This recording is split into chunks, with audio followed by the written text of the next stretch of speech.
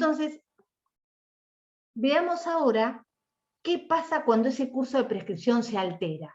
Y después vamos a terminar con los casos para ver qué tiempo para cada caso. Bien. Quizá la parte más interesante de todo esto es cuando vamos cortando videos y las preguntas y demás. Es fantástico porque se dan muchos ejemplos y resulta muy interesante. Bien, el curso de prescripción sabemos que es un tiempo, ¿no es cierto?, que tiene el acreedor para accionar, que corre desde que la obligación se hace exigible hasta que se termina el tiempo. En ese transcurso puede haber lo que se llaman alteraciones, causas o circunstancias, mejor dicho, que la ley toma en cuenta para decir, a partir de tal situación que se da, ese tiempo se suspende. ¿Qué quiere decir se suspende? Que estuvo corriendo, por ejemplo, pasó un año, a través de este evento se suspende por tanto tiempo y luego continúa corriendo. Con lo cual, ¿qué ocurre en los hechos? El plazo de prescripción se amplía para el acreedor. Tienen que ser cuestiones de suspensión que la ley determina, fuera de eso no. Ahora puede pasar otra cosa, que empieza a correr el plazo de prescripción y el propio acreedor, por ejemplo, demanda. ¿Qué hace? Interrumpe. ¿Qué quiere decir? Detiene el tiempo. Pasó un año, detiene. Ahora, ¿es interesante verlo esto? Sí, porque supongamos que inicia la acción y después desatiende el juicio. Pasa el tiempo a instancia de la otra parte, dice el señor juez, acá hay una inactividad total del acreedor, decrete la caducidad de la instancia. No siguió activando el proceso. A instancia de parte se le da traslado, si el acreedor no hace nada, caduca la instancia. Por lo tanto, ese proceso se termina, no puede continuar. Ahí se reanuda la prescripción. Quiere decir que teniendo en cuenta el tiempo que había pasado, con este tiempo, digamos, se reanuda, no, perdón, vuelve a surgir en tal caso una prescripción. Quiere decir, se interrumpió, pero la interrupción deja de tener valor si el mismo acreedor que demanda o insta la acción la deja caer. Vamos a ver qué casos particularmente se nos dan en estas dos situaciones. Una dijimos y una por ahí me recordaba una de las chicas, que es la interpelación fehaciente. Esto lo vimos en la mora, ¿no es cierto? Es decir, desde el momento que el acreedor intima fehacientemente al deudor, que es recepticio, que está noticiado, se suspende el tiempo de prescripción por 6 meses, pero por única vez. Quiere decir, el acreedor podía demandar al deudor y tenía 3 años por daños y perjuicios contractual o extracontractual, y en el medio notifica por mora fehacientemente al deudor, gana 6 meses más de tiempo para iniciar, si no le paga el deudor, la acción judicial. Pero por única vez, porque no, digamos, ha ocurrido que viene el abogado y dice, no, volví a notificar y son 6 meses más. No, es una sola vez, digamos, porque si no sería fácil, no hay prescripción que aguante si cada 6 meses la vamos suspendiendo, ¿no es cierto? Entonces, la ley permite una sola vez. La intimación fehaciente por mora suspende. ¿Qué quiere decir? Durante 6 meses siguientes a la notificación por mora, queda suspendida ese tiempo de prescripción y se reanuda terminando los 6 meses. Por lo tanto, alarga 6 meses más el tiempo para accionar. Otro caso es el pedido de la mediación, tan usual hoy en juicios, sobre todo cuestiones patrimoniales en el fuero civil y comercial. Desde que se comunica, por ejemplo, alguien solicita la mediación, ¿no? Una de las partes solicita mediación antes, ¿no es cierto?, de iniciar la acción por daños y perjuicios o la acción por cumplimiento contractual. Desde el momento que se comunica fehacientemente la fecha de la audiencia por mediación que se va a hacer, se suspende la prescripción. ¿Qué quiere decir? Que durante ese tiempo no rige el plazo para la acción consiguiente que se va a realizar. ¿Y hasta cuándo? Hasta 20 días después que se levantó el acta de la mediación. Si la mediación consigue el acuerdo, se termina la cuestión. Si la mediación fracasó, va a seguir corriendo el término de prescripción para el acreedor una vez que se cumplan 20 días después. Por lo tanto, entre que se comunica la fecha de la audiencia y 20 días después al levantamiento o a la realización del acta de mediación, no se cuenta el tiempo de prescripción. Por eso es suspensión. Bien. Otros casos. Bueno, entre los cónyuges, mientras dura el matrimonio se entiende que hay suspensión. Digamos, si el acreedor se casa con el deudor o con la deudora o al revés. Mientras dura el matrimonio no está obligado a iniciarle demanda por deuda al otro. Se suspende. Entre convivientes ocurre lo mismo. Cuando hay un caso de incapacidad. Y este último caso, importante, la presentación como particular damnificado en lo penal.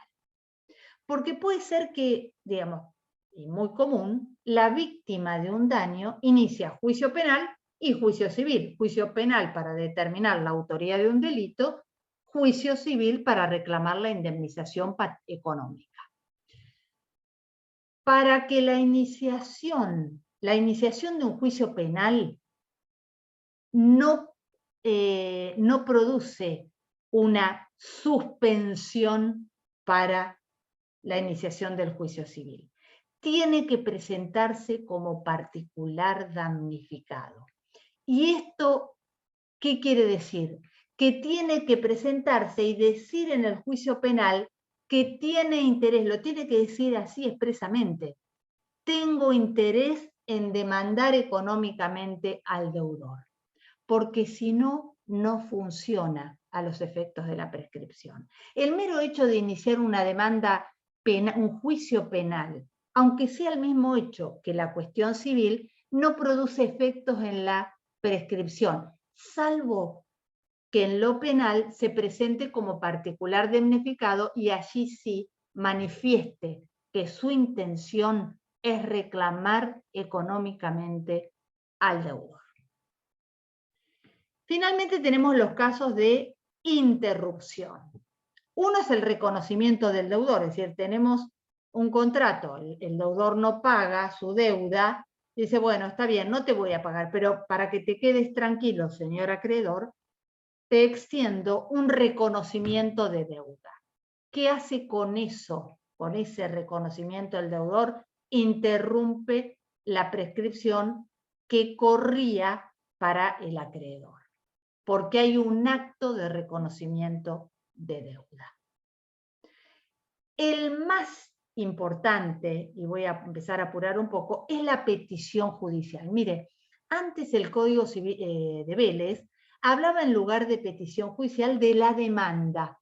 Decía, cuando el acreedor interpone demanda judicial, ahí interrumpe la prescripción.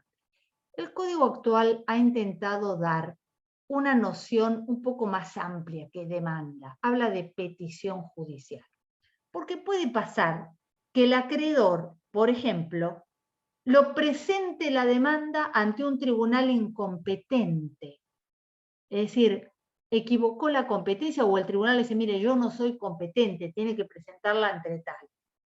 Sin embargo, ¿por qué esto no incide, digamos, digamos que interrumpe igualmente la prescripción? Cometió algún defecto en la demanda que puede luego, antes de notificarle al demandado, subsanar. Bueno, igual interrumpió la prescripción. Es decir, deja de correr ese plazo, ya accionó. ¿Y por qué tiene esta tolerancia a la norma? Porque lo fundamental es que el acreedor está demostrando que quiere cobrar su crédito. Dijimos, la prescripción tiene que ver con el tiempo que pasó y tiene que ver con la inactividad injustificada. Si el acreedor demanda, aunque esa demanda tenga algún defecto, aunque no esté planteada ante el juez competente, si está allí diciendo expresamente que quiere ejercer su derecho de cobro, interrumpe. Es una visión un poco más amplia que da la ley. Porque el sustento, el fundamento de esta interrupción es que el acreedor está manifestando expresamente que quiere cobrar. Ahora, si alguien inicia una demanda porque está corto de tiempo al filo de la prescripción y dice, bueno, señor juez, inicio demanda al solo efecto de interrumpir la prescripción. No pone objeto, no pone contra quién la dirige, no pone de qué crédito se trata. Esa manifestación no interrumpe nada. Y ojo, porque este ha sido un error, no diría tan común, pero que sí lo he visto en algunas causas judiciales. ¿Qué hace en tal caso el demandado? Advertir que, bueno, déjalo ahí, que no va a interrumpir nada. Porque para interrumpir mínimamente, aunque tenga algún defecto la demanda, tiene que decir qué reclama, a quién le reclama, ejercer su derecho de crédito. Se puede perdonar que tenga algún defecto la demanda, se puede perdonar que el juez ese no es exactamente el competente, pero lo que no puede faltar es la evidencia de que ese acreedor está queriendo reclamar tal crédito contra tal. ¿Y de dónde surge ese crédito? Si hace un acto, el abogado dice, no, mira, estamos al filo de la prescripción, deja, no importa, después armamos bien la demanda, yo presento un escrito que digo, inicio demanda al solo efecto de interrumpir la prescripción. No vale como interrupción, sépanlo. Este es un error en la práctica que no puede pasar. Porque se le prescribe, si no se apura a presentar una demanda con los requisitos que corresponden. Bien, visto entonces, hay otros casos que por ahí lo pueden ver, el caso de solicitud de arbitraje y demás. Vemos, aunque sea rápidamente, los plazos. Hay un plazo que se llama genérico. Hay 5 años, acuérdense siempre. ¿Desde cuándo? Desde que el crédito se vuelve exigible. 5 años para las obligaciones en general. Ahora, si lo que reclama el acreedor son daños y perjuicios que surgen de un contrato o extracontractual, el plazo genérico es de 3 años. Este es el plazo más importante en la práctica. Ahora, bueno, no hay que dejar de ver que hay plazos que son particulares. El pedido de nulidad, 2 años. Habíamos visto, ¿se acuerdan cuando vimos la acción de inoponibilidad por fraude? Que dijimos son 2 años de prescripción, acá lo tienen. 2 años.